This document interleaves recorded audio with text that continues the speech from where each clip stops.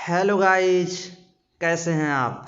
स्वागत है आपका इस वीडियो में। स्टूडेंट, जो भी student Uttar Pradesh university of medical science Saifai Etawah में, जो ये यूनिवर्सिटी एक फार्म सीपीनेट के नाम से नर्सिंग पैरामेडिकल फार्मेसी में एंट्रेंस एग्ज़ाम कराती है, जो अभी आपका जनवरी 7 जनवरी को आपको एग्ज़ाम, इसी मंथ में एग्ज़ाम देना है। तो इसकी तैयारी मेरे चैनल पे फिजिक्स केमिस्ट्री बायोलॉजी की काफ़ी वीडियो करा दी गई है, लगभग 300 वीडियो हैं। और अभी जो हम करा रहे हैं फिजिक्स केमिस्ट्री बायोलॉजी के मॉडल क्वेश्चन पेपर कर रहे हैं, एक ही वीडियो में फिजिक्स भी, केमिस्ट्री भी, बायोलॉजी की। तो आपको फिजिक्स केमिस्ट्री बायोलॉजी पूछे भी जाएंगे, 33 और 34 पूछे जाएंगे। तो मॉडल क्वेश्चन पेपर चल रहा है। आप लोग प्लीज़ चैनल को ज़रूर सब्सक्राइब करें और अपने फ्रेंड्स को शेयर करें, जितने भी स्टूडेंट हैं सभी को शेयर करें, तो मज़ा आएगा फिर। और आप लोग चैनल को तेज़ी से ग्रो कराएं। और स्टूडेंट, ये सभी क्वेश्चन देख लेना, आप लोग को मिलेंगे 100% एग्जैक्ट मिलेंगे। हर वीडियो से एक दो क्वेश्चन तो मिलने ही हैं, इतने अच्छे क्वेश्चन ये सब हैं। तो आप लोग लास्ट तक वीडियो देखिए और पढ़ाई को अपने मैक्सिमम करिए, जितना आप हो सके।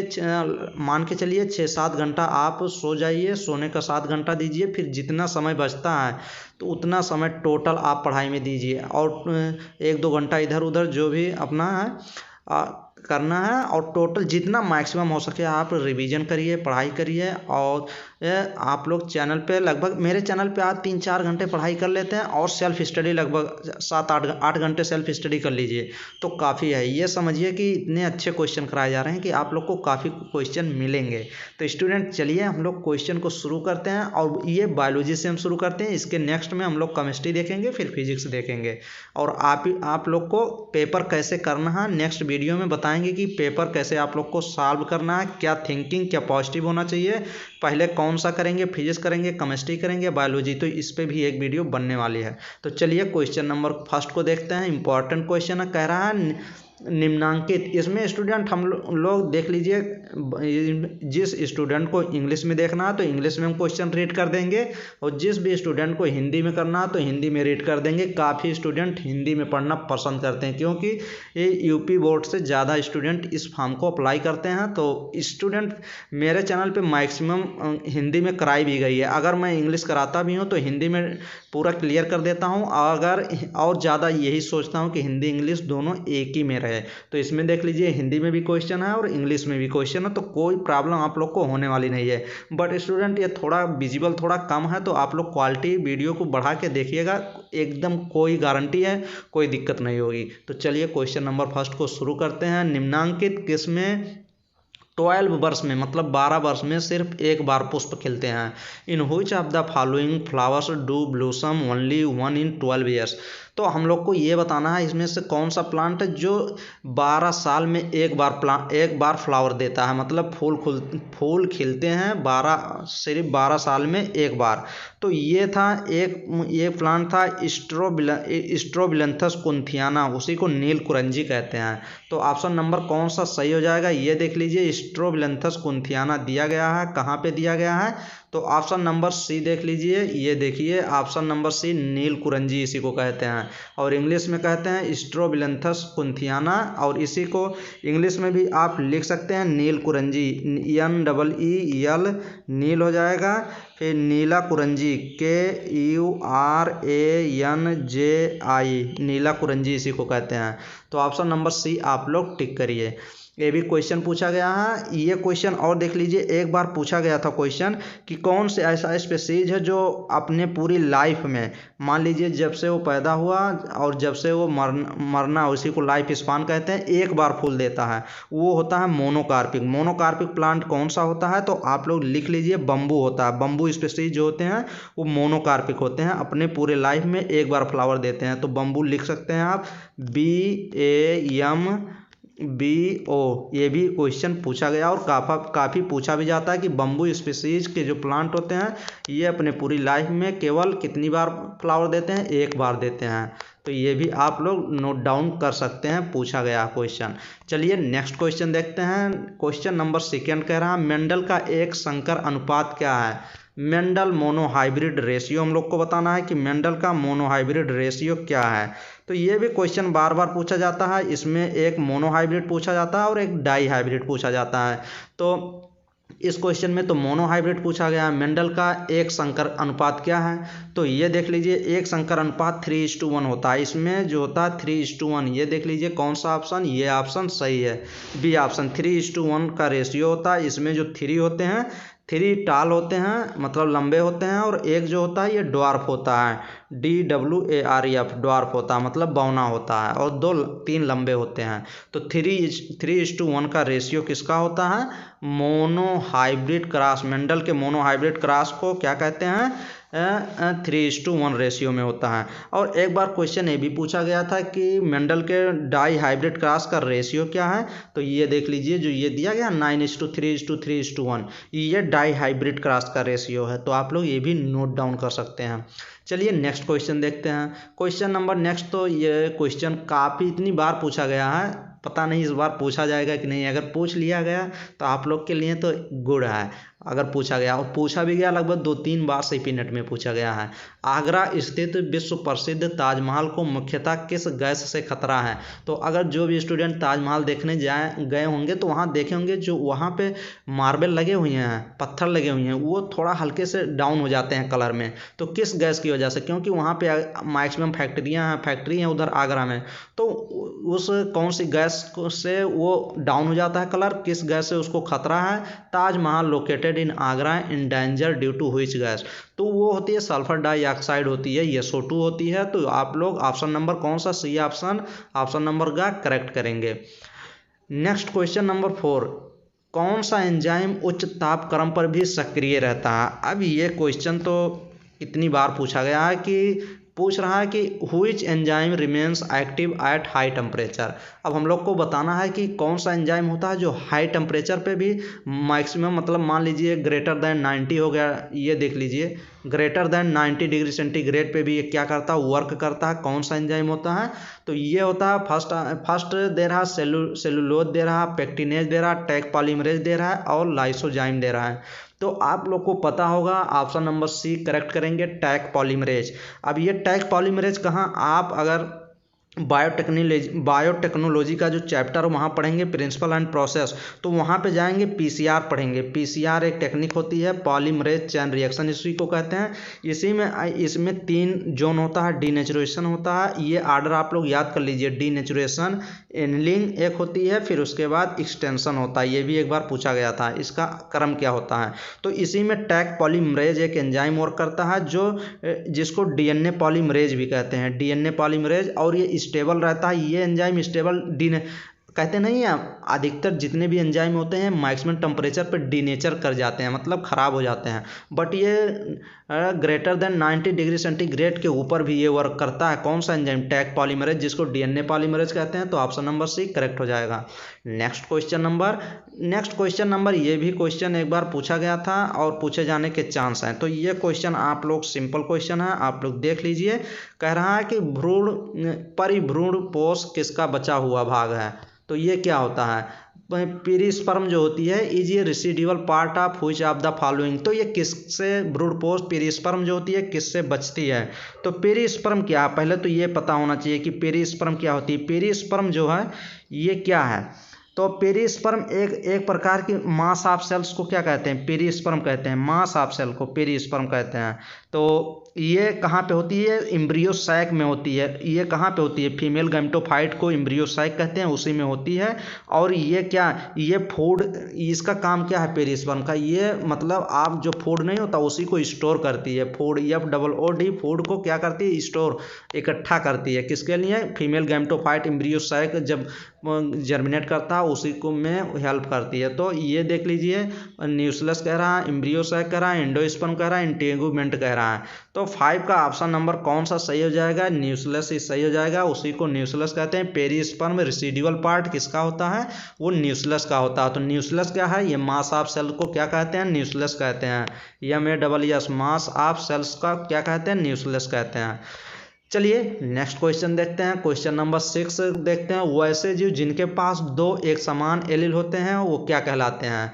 तो हम लोग को ये बताना है, an organism which 2 identical allele, two identical allele का मतलब एक जैसे कैपिटल टी हो गया, एक जैसे कैपिटल टी स्मॉल टी हो गया, तो ये टू आइडेंटिकल एलील की बात कर रहा है, दो एक समान एलील की बात कर रहा है, इसको बात कर रहा है, तो इसको होमोजाइगस कहते हैं।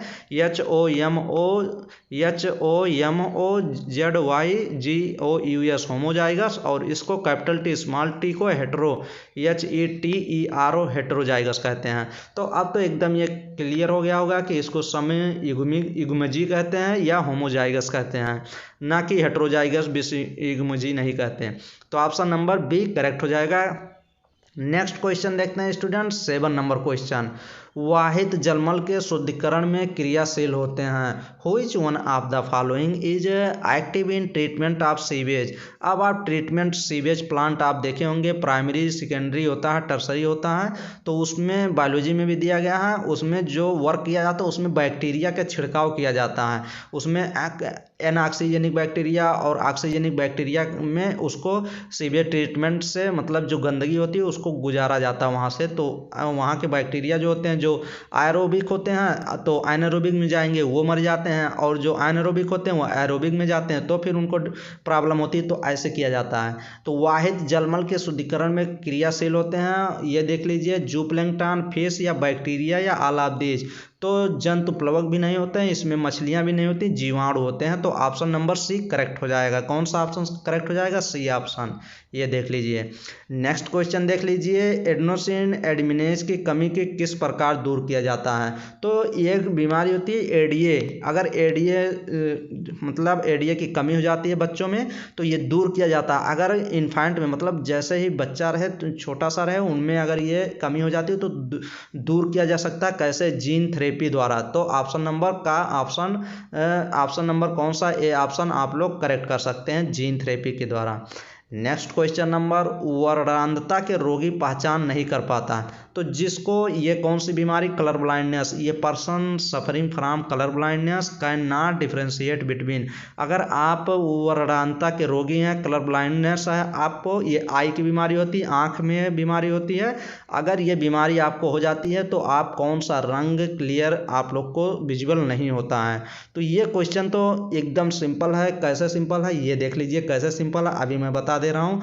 आप रेड और ग्रीन में नहीं कर पाएंगे। रेड और ग्रीन में इसीलिए तो जब आप ट्रेन में मान लीजिए आपकी एनटीपीसी आप क्वालिफाई किया और उसमें आप लोको पायलट जो ट्रेन चलाते हैं वो लोको पायलट होते हैं। तो अगर आप क्वालिफाई कर गए और अगर आपको कलर ब्लाइंडनेस की संभावना है तो आपको उसमें सिलेक्शन नहीं लेंगे, क्योंकि वहाँ पे देखेंगे लाल को पहचानना रहता है और ग्रीन को। हमेशा लाइट, यही दो लाइट जलती हैं, तो दो लाइट अगर नहीं पहचान पाएंगे तो ट्रेन को कैसे चला पाएंगे। तो अब आप लोग को भूलना नहीं है, लाल और हरे रंग को कलर ब्लाइंडनेस जिसको रहता है पर्सन वो पहचान नहीं पाता, डिफ्रेंशिएट नहीं कर पाएगा। तो ऑप्शन नंबर कौन सा आप करेक्ट करेंगे? ऑप्शन नंबर आप करेक्ट करेंगे लाल एंड हरे रंग, तो सी ऑप्शन करेक्ट हो जाएगा। नेक्स्ट क्वेश्चन देख लीजिए, क्वेश्चन नंबर 10, विभिन्न प्रकार के आरएनए से प्रोटीन संश्लेषण की क्रिया को क्या कहते हैं। तो ये देख लीजिए, ये आप लोग ये क्वेश्चन तो आप लोग करके ही जाना। ये डीएनए हो गया, डीएनए से क्या बनेगा? डीएनए से आप बनाइए एमआरएनए, इसको कहते हैं क्या कहते हैं? ट्रांसक्रिप्शन कहते हैं। एमआरएनए बनाइए और एमआरएनए से जब प्रोटीन बनते हैं तो यही ये पूछ रहा है, प्रोटीन का बनना, इसको कहते हैं translation, TRANS, trans LATION, translation कहते हैं। तो अब कौन सा ऑप्शन आप देख लीजिए, कौन सा ऑप्शन सही करेंगे? ट्रांसलोकेशन, ट्रांसक्रिप्शन, ट्रांसफॉर्मेशन या ट्रांसलेशन। तो ये एकदम आप लोग को देखना है, ये ट्रांसलोकेशन है, एक स्थान से दूसरे स्थान का जंप करना होता है, और ये ट्रांसलेशन है। तो यही सही करेंगे ट्रांसलेशन, नहीं तो यहाँ ट्रांसलोकेशन जल्दी में ट्रांसलोकेशन सही हो जाएगा, तो ये गलत कर जाएंगे। यहाँ पे ट्रांसलेशन सही होगा, एमआरएनए से प्रोटीन का बनना ट्रांसलेशन कहलाते हैं। तो ये 10 क्वेश्चन हम लोग इस वीडियो में डिस्कस कर लिए हैं बायोलॉजी के। चलिए 10 क्वेश्चन हम लोग डिस्कस करते हैं केमिस्ट्री के। तो आप लोग प्लीज़ चैनल को सब्सक्राइब करें, अपने दोस्तों को ज़रूर शेयर करें, क्योंकि ये सभी क्वेश्चन इंपॉर्टेंट हैं और आप ही लोग के लिए कराए भी जा रहे हैं। हेलो गाइस, चलिए हम लोग केमिस्ट्री के कुछ क्वेश्चन डिस्कस कर लेते हैं। और ये भी केमिस्ट्री के इम्पॉर्टेंट क्वेश्चन है। क्वेश्चंस ज़्यादा जो उसके कॉन्सेप्ट बता रहे हैं ये भी इम्पॉर्टेंट है, तो आप लोग पूरा लास्ट तक वीडियो देखिए और सभी एकदम क्लियर करते हुए चलिए हम लोग क्वेश्चन को शुरू करते हैं। क्वेश्चन नंबर फर्स्ट है, इनमें से किसका बंधन ऊर्जा अधिक होता है? तो ये कह रहा है which has greater bond energy, किस में होती है? या फ्लोरीन में होती है, या Cl2, या Br2, या आयोडीन? तो इसमें ऑप्शन नंबर हम लोग खा ऑप्शन सही लगाएंगे, बी ऑप्शन। क्लोरीन की जो बॉन्ड एनर्जी होती है वो इन सभी में मैक्सिमम है। तो नेक्स्ट क्वेश्चन देखते हैं। नेक्स्ट क्वेश्चन, नाइट्रोजन बनाने के लिए किस प्रक्रियाओं का उपयोग किया जाता है? Which of the following reaction is used in the preparation of nitrogen? तो एक तो आप ये जान लीजिए, नाइट्रोजन का एक नाम एक बार और पूछा गया था कि नाइट्रोजन का क्या नाम होता है, तो इसका AZOTE, एजोट भी नाम होता है, AZOTE। अब एजोट बनाने की क्रिया अमोनियम क्लोराइड और सोडियम नाइट्रेट दे रहा है, तो इसमें तो नाइट्रोजन बनेगा, क्योंकि इसमें पहले क्या बनता है, NH4NO2 बनता है। NH4 NO2 बन जाता है, फिर यही हीट होके नाइट्रोजन और वाटर में ब्रेक डाउन होता है। तो फर्स्ट तो सही हो जाएगा, इसमें बी में भी सही हो जाएगा। इसमें कैल्शियम क्या बनेगा, इसमें CaCO, इसमें नाइट्रोजन डायरेक्ट बनता है, नाइट्रोजन बनता है प्लस CaCl2 बनता है प्लस वाटर बनता है, तो ये भी सही है। और इसमें ये क्या दिया गया, सी ऑप्शन दिया गया है। सी ऑप्शन जो दिया गया है अमोनियम डाइक्रोमेट दे रहा है, तो सी ऑप्शन में तो अमोनियम डाइक्रोमेट में इसमें N2 बन जाएगा और एक ऑक्साइड बनता है, क्रोमियम का ऑक्साइड बनता है, उसको कहते हैं Cr2O3 बनता है। ये भी क्वेश्चन में पूछा गया था। और इसमें वाटर बनता है 4 वाटर, 4 वाटर इसमें निकल जाते हैं। तो ये पूरा रिएक्शन, तो ऑप्शन नंबर डी, सभी से हम लोग नाइट्रोजन बना सकते हैं। नेक्स्ट क्वेश्चन देखते हैं। नाइट्रोजन के हैलाइड का लिविस बेस प्रवृत्ति बढ़ते क्रम में हम लोग को लिखना, घटते क्रम में लिखना है। The tendency of nitrogen halide, जो नाइट्रोजन हैलाइड दिया गया है, to act as Lewis base decreasing in the order. तो ये कह रहा है कि हम लोग को क्या करना है, जो हैलाइड नाइट्रोजन के दिए गए हैं उसी में से हम लोग को क्या करना है, उसी में हम लोग को बेस के आर्डर में, डिक्रीजिंग आर्डर में लिखना है। तो जो ये नाइट्रोजन के हैलाइड जितने होते हैं, नाइट्रोजन के हैलाइड, ये जो ट्राई हैलाइड जो होते हैं, जैसे NH3, ये देख लीजिए NI3, NBr3, जो ट्राई हैलाइड होते हैं वो बेस ही होते हैं। और पेंटा हैलाइड की अगर बात करें, all the tri halide are Lewis base and the all the penta halide are Lewis क्या होते हैं, लुईस एसिड होते हैं। तो यहाँ ट्राई हैलाइड दे रहा है और इसका डिक्रीजिंग आर्डर में हम लोग को लिखना है। तो ये देख लीजिए, अगर आप नीचे से ऊपर जाएंगे, जैसे NF3 हो गया, NCl3, NBr3, NI3, तो NI3 का सबसे अधिक होगा नाइट्रोजन हैलाइड का बेसिक कैरेक्टर लुईस बेस, तो NI3 का सबसे अधिक होगा। तो ऑप्शन नंबर हम लोग बी ऑप्शन करेक्ट करेंगे। नेक्स्ट क्वेश्चन देख लेते हैं। निम्नलिखित में कौन अभिकारक लेड एसीटेट पेपर को काला करता है? तो ये कह रहा है which of the following reason turns lead acetate paper को ब्लैक कर देता है? तो इसमें कौन सा होता है? तो इस क्वेश्चन का option number C, H2S hydrogen sulphide जो होता है ये लेड एसीटेट पेपर को ब्लैक कर देता है। तो ऑप्शन नंबर सी करेक्ट करेंगे। नेक्स्ट क्वेश्चन नंबर 5 देख लेते हैं। बार बार क्वेश्चन पूछा जाता है, निम्नलिखित में किसका इलेक्ट्रॉन बंधुता महत्तम है? मैक्सिमम इलेक्ट्रॉन एफिनिटी कौन से एलिमेंट का होता है? तो ऑप्शन नंबर डायरेक्ट आप लोग क्लोरीन याद कर लीजिए, ये रट के जाइए। मैक्सिमम इलेक्ट्रॉन एफिनिटी किसकी होती है? क्लोरीन की होती है। क्लोरीन की होती है मैक्सिमम इलेक्ट्रॉन एफिनिटी, ये याद करके जाइए, आने के चांस रहेंगे।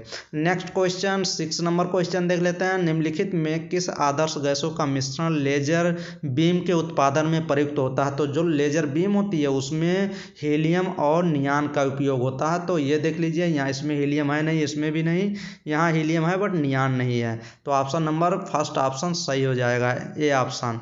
नेक्स्ट क्वेश्चन देख लेते हैं 7 नंबर क्वेश्चन। ये भी क्वेश्चन तो बार बार ये क्वेश्चन पूछा जाता है, इतनी बार क्वेश्चन ये पूछा गया ना कि क्या बताएं। सल्फाइड एस्क का सांद्रण मुख्यतः किया जाता है किसके द्वारा? ये इंग्लिश में देख लीजिए, सल्फाइड और आर जनरली कंसंट्रेटेड बाय। तो सल्फाइड और जो होते हैं वो किस विधि द्वारा क्या किया जाता है? कंसंट्रेट किया जाता है, कंसंट्रेटेड।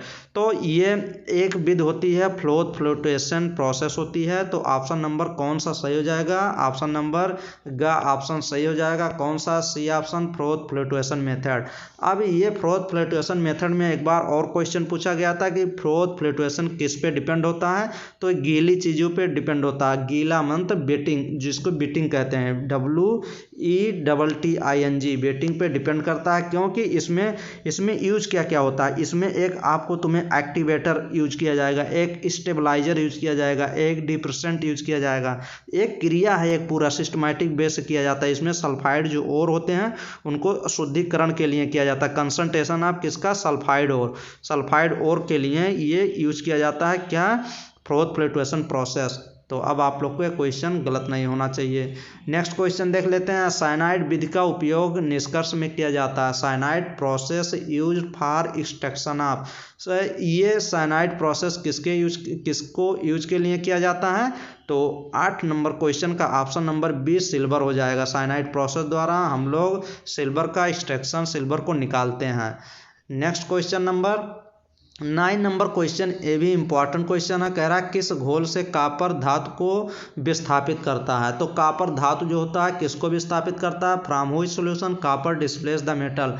तो कॉपर जो होता है किसको ये डिस्प्लेस करता है, मीन्स हटाता है। तो ये आपको कैसे ये क्वेश्चन सॉल्व करेंगे? अगर इस क्वेश्चन में आप इलेक्ट्रोकेमिस्ट्री में आपको क्या इलेक्ट्रोकेमिकल सीरीज पता होगा, तभी ये क्वेश्चन आप सॉल्व कर पाएंगे।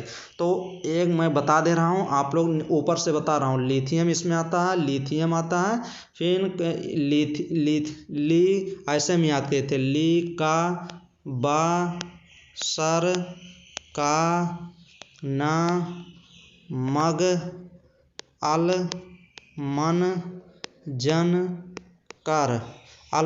कर, फिर कड को नी सन पब है CU कू के बाद कॉपर सिल्वर मरकरी और पटाउप, प्लेटिनम और गोल्ड, फिर नीचे आएगा फ्लोरीन। तो ऐसे मैंने याद किया था, ये नीचे नीचे लिखते हुए जाएगा, ऐसे ऐसे नीचे नीचे।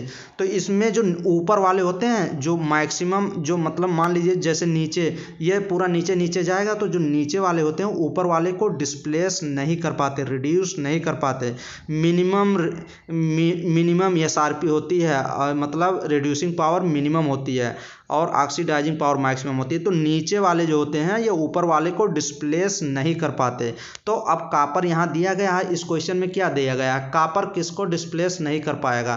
तो कॉपर जो है वो अपने नीचे वाले को डिस्प्लेस नहीं कर पाएगा। ये देख लीजिए कॉपर कहाँ दिया गया है? Lithium, potassium, barium, strontium, calcium, sodium, magnesium, aluminium, फिर manganese, zinc, copper, iron, cadmium, cobalt, nickel, tin, lead, hydrogen, copper यहाँ दिया गया है। अब ये कॉपर जो है अपने नीचे वाले को रिड्यूस नहीं कर पाए। तो ये देख लीजिए इसमें कौन सा ऑप्शन? Ag तो नीचे है इसके, ये देख लीजिए इसको रिड्यूस नहीं कर पाएगा। और इसमें देख लीजिए जिंक को भी रिड्यूस नहीं कर, जिंक को क्या नहीं कर पाएगा? जिंक को ये क्या नहीं कर पाएगा? कॉपर किसको नहीं कर पाएगा? तो जिंक कहाँ पे दिया गया है? ये आप लोग देख लीजिए, जिंक यहाँ पे दिया गया है। नीचे वाले को, नीचे वाले जो इसमें नीचे वाले ऊपर वाले को डिस्प्लेस नहीं कर पाते। तो जिंक तो ऊपर है, तो ऊपर वाले को डिस्प्लेस नहीं कर पाएगा, नीचे वाले को सिर्फ करेगा। तो ये देख लीजिए नीचे वाले इसमें सिल्वर है, और सिल्वर को यहाँ भी सिल्वर है, ये एल्युमिनियम भी ऊपर ही है, यहाँ पे एल्युमिनियम दिया गया है। तो ये सब ऊपर वाले को, नीचे वाले जितने एलिमेंट हैं ऊपर वाले को नहीं कर पाएंगे, अपने नीचे वाले को ही करते हैं। तो सिल्वर जो होता है कॉपर के बाद आता है, कॉपर के बाद सिल्वर डायरेक्ट आता है, तो सिल्वर को कर देता है। इसलिए ऑप्शन नंबर फर्स्ट करेक्ट हो जाएगा। इलेक्ट्रोकेमिकल सीरीज में जो ऊपर वाला एलिमेंट है अपने नीचे वाले को डिस्प्लेस कर देता है, बट ऊपर वाले को डिस्प्लेस नहीं कर पाता। तो इसलिए ऑप्शन नंबर फर्स्ट करेक्ट हो जाएगा। नेक्स्ट क्वेश्चन एकदम 100, मतलब ये समझिए कि एक क्वेश्चन 100% आने के चांस रहेंगे। क्या उसमें कॉम्प्लेक्स देगा और ये पूछेगा कि उसका नेम आप लोग को करना है। तो नेमिंग करने के लिए K4Fe-CN6 का IUPAC नेम, इसमें पोटेशियम साइनाइड दिया गया है। ये कह रहा है कि एक कॉम्प्लेक्स दिया, अब हम लोग को नाम लिखना है। तो नाम कैसे लिखेंगे। अब आप K4 Fe ये दिया गया है, तो पहले तो आपको पता होना चाहिए कि इसमें कैसे क्या चीज़ क्या है। तो इसमें हम बता दे रहे हैं, इसमें एक कैटायन पोजीशन होता है और एक कॉम्प्लेक्स होता है। तो ये देख लीजिए K4 जो है इसमें क्या है, K4 ये कैटायन है। अब कैटायन हो गया ये कैटायन, फिर उसके बाद ये पूरा जो होता है ये आयरन से लेके CN6 तक ये क्या होता है, ये कॉम्प्लेक्स होता है COMPLEX। अब कॉम्प्लेक्स में दो चीज़ होते हैं, कॉम्प्लेक्स में दो पार्ट होता है, एक लिगेंड होता है, ये आप लोग नोट डाउन भी कर सकते हैं, एक लिगेंड होता है और एक क्या होता है, मेटल होता है। तो अब इसमें लिगेंड कौन होता है, ये CN6 जो होता है ये लिगेंड है और जो आयरन है ये मेटल है। तो अब तो आपको ये क्लियर हो गया होगा। अब आप नेमिंग कैसे करेंगे, नेमिंग करने के मतलब रूल होता है कि फर्स्ट टाइम जो कैटायन के बारे में पहले आप कैटायन के बारे में लिखेंगे, तो कैटायन कौन है, इसमें पोटेशियम आप पहली बार लिखेंगे।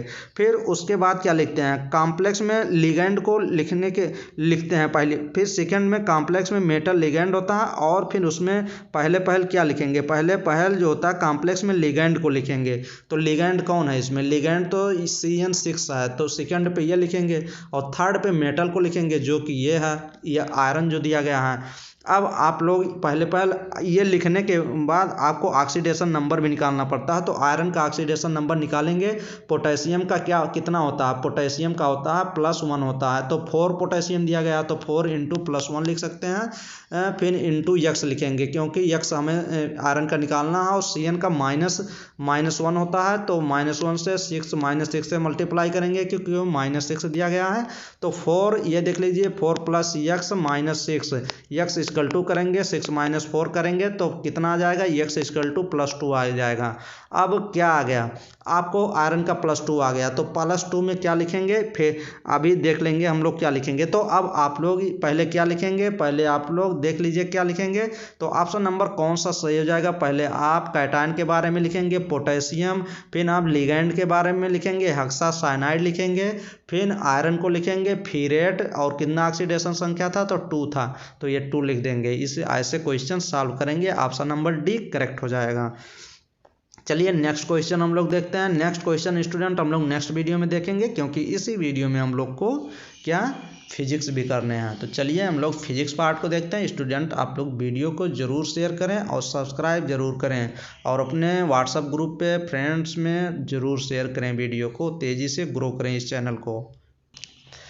चलिए स्टूडेंट हम लोग फिजिक्स के कुछ इंपॉर्टेंट क्वेश्चन कर लेते हैं, वो भी एकदम हिंदी में। हिंदी में क्यों करा रहे हैं, हिंदी में आप लोग देखना पसंद करते हैं क्योंकि अगर इंग्लिश में कोई वीडियो बन गई तो उसके व्यूज़ और उसके वॉच टाइम इतने कम हो जाते हैं कि वो उसका यूट्यूब चैनल का कोई रूल होता है, उसमें क्या होता है चैनल पे मतलब क्या CTR बढ़ जाता है, तो चैनल जो है वो खतरा मतलब बंद होने का चांस होता है। तो इसीलिए आप लोग अगर कोई भी स्टूडेंट इंग्लिश में वीडियो जो देखते हैं वो वीडियो को शेयर नहीं करते, इसलिए है वीडियो इंग्लिश में नहीं हिंदी में बनेगी क्योंकि काफ़ी स्टूडेंट हिंदी में वीडियो बनाए हैं और मतलब एप्लीकेशन फॉर्म को अप्लाई किए हैं, तो हिंदी में वीडियो इंग्लिश में हम इतना प्रयास करेंगे कि हिंदी इंग्लिश दोनों में बनाएंगे। तो इंग्लिश वाले स्टूडेंट आप लोग देख लीजिए वीडियो, क्वेश्चन इंपॉर्टेंट है सभी। तो चलिए हम लोग फिजिक्स के क्वेश्चन को कुछ लोग देख लेते हैं।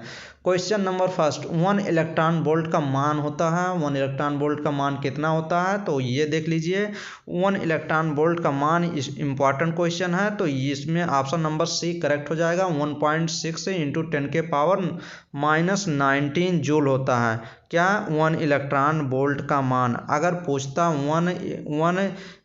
मान लीजिए कभी पूछ लेता 1 मिली इलेक्ट्रॉन वोल्ट, तब आप क्या करते, 1 मिली इलेक्ट्रॉन वोल्ट अगर पूछता तो 1.6 × कितना हो जाता, 10⁻⁻13 हो जाता, 13 जूल हो जाता। आप लोग ये भी नोट डाउन कर लीजिए, 1 इलेक्ट्रॉन वोल्ट का मान 1.6 × 10⁻⁻13 जूल।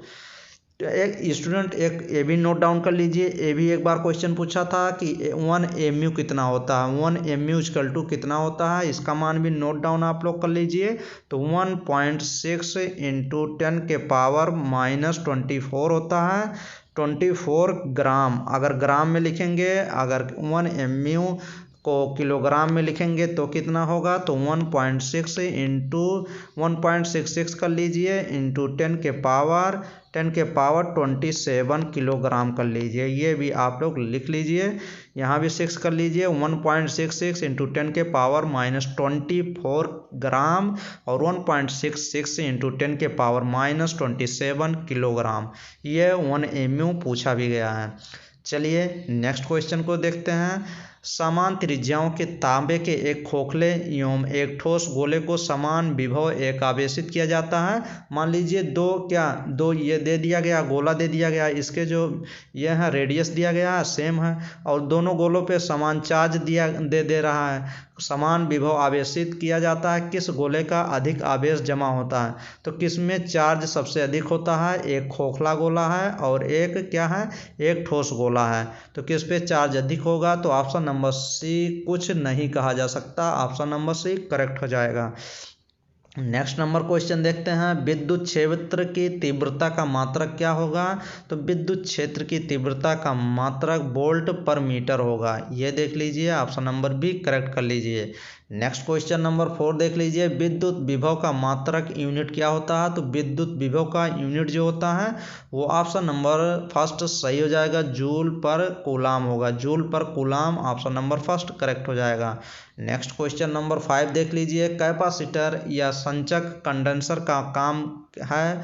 ये जो कैपेसिटर होते हैं और जो कंडेंसर होता है, इसमें संधारित्र और संचक का वर्क क्या होता है, धारिता को बढ़ाना, धारिता को घटाना, या फिर धारिता को ना तो बढ़ाना और ना घटाना, या डी इनमें से कोई नहीं।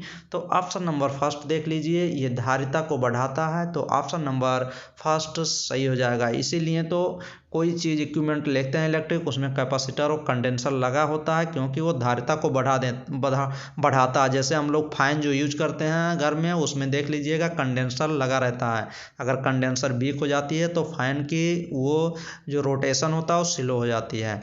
नेक्स्ट क्वेश्चन नंबर 6 देख लेते हैं। इंपॉर्टेंट क्वेश्चन है। C1 C2 धारिता वाले दो संधारित्रों को समांतर मतलब पैरेलल क्रम में जोड़ने पर समतुल्य इक्विवेलेंट धारिता होगी। तो अगर ये क्वेश्चन ऐसे था, अगर मान लीजिए कैपेसिटर है, तो कैपेसिटर कह रहा है कि ऐसे दो कैपेसिटर को किस में आपस में जोड़ा गया है, किस में जोड़ा गया है, तो ये कह रहा है कि जो जोड़ा गया है ये समांतर में। समांतर मीन्स क्या होगा, ये सीरीज में नहीं जोड़ा गया है, ये पैरेलल में जोड़ा गया है, तो ये तो सीरीज में है। अगर सीरीज में जोड़ा जाता है तो कैसे हो जाता है, अगर सी नेट आप लोग निकालते हैं तो 1/C1 लगाते हैं, 1/C2 लगाते हैं, 1/C3 लगाते हैं। बट ये कह रहा है कि पैरेलल में जोड़ा गया, ऐसे जोड़ा गया है। मान लीजिए एक यहाँ पे जोड़ दिया है और फिर उसके बाद एक यहाँ पे जोड़ दिया है। ये देख लीजिए दो की बात कर रहा है, तो ये दो पैरेलल, इसमें C1 कर दीजिए, C2 ये पैरेलल में जोड़ा गया है। अगर आप समांतर क्रम में जोड़ते हैं तो इसका फार्मूला जो हो जाता है, सी नेट जब निकालने हैं इक्विवेलेंट पूरा कंप्लीट निकालते हैं चार्ज, तो ये होता है चार्ज। अगर मान लीजिए आप चार्ज निकाल रहे हैं तो ये लिखेंगे C1 + C2, और अगर कोई C3 भी लगा रहता तो ऐसे लिखते चले जाते। तो ये फार्मूला होता है। तो ऑप्शन नंबर आप कौन सा करेक्ट करेंगे, ऑप्शन नंबर बी करेक्ट कर देंगे, C1 + C2। स्टूडेंट आप लोग ये एक क्वेश्चन भी मैं करा दे रहा हूँ और ये इसकी वीडियो कराया भी हूँ। तो चलिए एक क्वेश्चन आप लोग जल्दी से कर लीजिए। इसमें आप लोग को चार्ज करना है, तो चलिए हम लोग कैसे करते हैं, एक बैटरी लगा देते हैं, यहाँ से एक कैपेसिटर लगा दिए, फिर यहाँ से आएंगे, ऐसे आएंगे, फिर यहाँ से जाएंगे, फिर एक यहाँ से जाएंगे, एक कैपेसिटर यहाँ लगा देंगे, फिर इसको यहाँ मिला देंगे और फिर इसको यहाँ से मिला देंगे, इस बैटरी से कनेक्ट कर देंगे। ये माइनस है, ये प्लस है। यहाँ पे 8 माइक्रोफैरड रख देंगे और यहाँ पे कितना रखेंगे, 4 माइक्रोफैरड रख देंगे और यहाँ पे 4 माइक्रोफैरड रख देंगे। अब आपको चार्ज निकालना है, मतलब चार्ज। अब आपको एक फार्मूला भी पता होना चाहिए हमेशा, Q = CB। इस फार्मूले पे आपको आ सकता है, यही Q हमको निकालना है। और C हम लोग पहले यहाँ से निकाल लेंगे। C कैसे निकालेंगे, C जब हम लोग निकालेंगे तो ये देख लीजिए C 1/8 हो जाएगा। यहाँ पे कितना दिया गया है माइक्रोफैरड, 8 माइक्रोफैरड, और यहाँ पे चार्ज, यहाँ पे कितना दिया गया है, यहाँ पे 8 दिया गया है, यहाँ पे 4 दिया गया है, यहाँ पे 4। तो ये तो दोनों कौन सा सा 4 4 ये दोनों पैरेलल हो जाएगा तो ये भी 8 हो जाएगा, जोड़ देंगे। फिर ये 8 और ये 8 सीरीज में जाएगा तो 1/1/c नेट करेंगे, फिर 1/8 कर देंगे, प्लस 1/8 कर देंगे, फिर 1/4 आ जाएगा, फिर 4 आ जाएगा टोटल। तो हम लोग का ये 4 आ गया। फिर Q=2 निकालेंगे, Q=2 होता है C भी होता है। C कितना दिया गया है, और C जो दिया गया है वो 4 आ गया है हम लोग जब निकाले हैं, और इसमें जो बैटरी लगी थी वो 12 वोल्ट की बैटरी लगी थी, तो 12 से मल्टीप्लाई कर देंगे तो 48 आ जाएगा। ऐसे क्वेश्चन आप लोग लगा के जाइएगा, और वीडियो में चैनल पे कराया भी गया है ऐसे क्वेश्चन, लिंक आप लोग को प्रोवाइड कर दी जाएगी, आप लोग वहाँ से देख लीजिएगा। वो क्वेश्चन सब हिंदी में भी कराया गया है और इंग्लिश में भी। नेक्स्ट क्वेश्चन नंबर, संधारित्र की ऊर्जा क्या होती है? तो हम लोग का कैपेसिटर जो होता है उसकी ऊर्जा देखना है, तो ऑप्शन नंबर सी डायरेक्ट टिक करेंगे ऑप्शन पे। हाफ CV² जो होती है ये क्या होती है? संधारित्र की ऊर्जा होती है, तो ऑप्शन नंबर सी करेक्ट हो जाएगा। नेक्स्ट क्वेश्चन नंबर हम लोग देखेंगे, इनमें से कौन सदिश राशि है? तो इसमें देख लीजिए कौन सा इसमें कह रहा है इनमें से सदिश राशि। मीन्स सदिश मतलब क्या होता है, वेक्टर होता है या स्केलर होता है? तो वेक्टर शायद होता है, वेक्टर ही होता है। वेक्टर राशि, वेक्टर क्वांटिटी को क्या कहते हैं? सदिश राशि कहते हैं। तो इसमें विद्युत तीव्रता ऑप्शन नंबर सही हो जाएगा, ये वेक्टर क्वांटिटी होती है। विद्युत तीव्रता को क्या कहते हैं? एंगुलर वेलोसिटी या एंगुलर वेलोसिटी शायद कहते हैं।